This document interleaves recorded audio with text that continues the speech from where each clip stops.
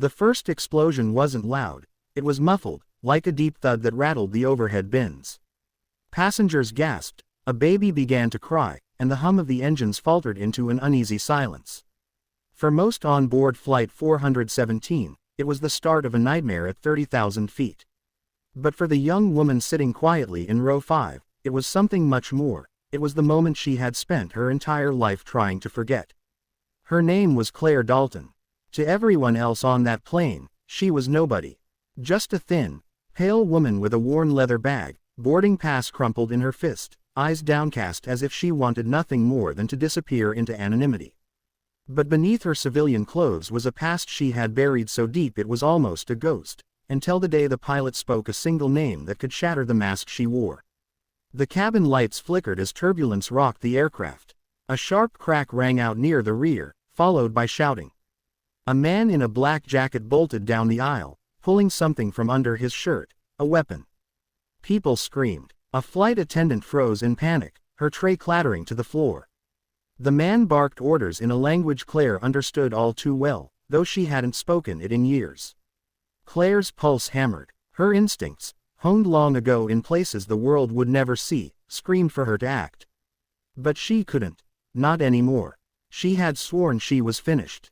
That life, that code name, those missions, they had cost her everything.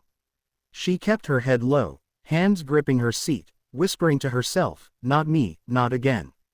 Then, over the intercom, the pilot's voice cut through the chaos. Calm, unshaken, almost deliberate. "Ladies and gentlemen, remain seated.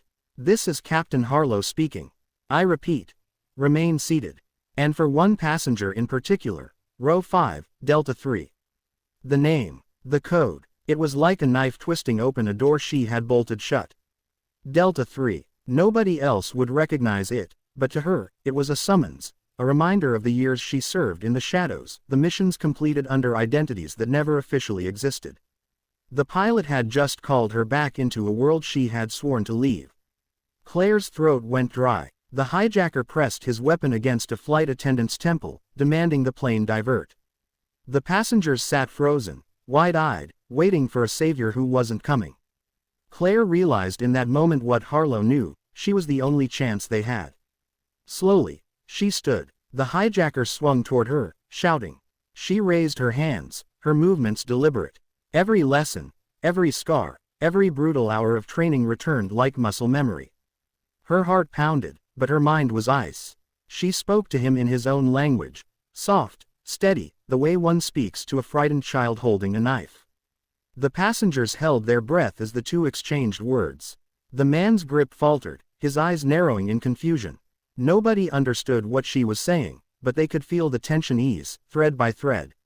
She stepped closer, closer, then, in one swift motion, she twisted his wrist, sent the weapon skidding down the aisle, and had him pinned before anyone could blink. The cabin erupted in shouts, relief, applause, tears. Claire didn't hear it. Her focus was on the man beneath her, on keeping control until the crew restrained him.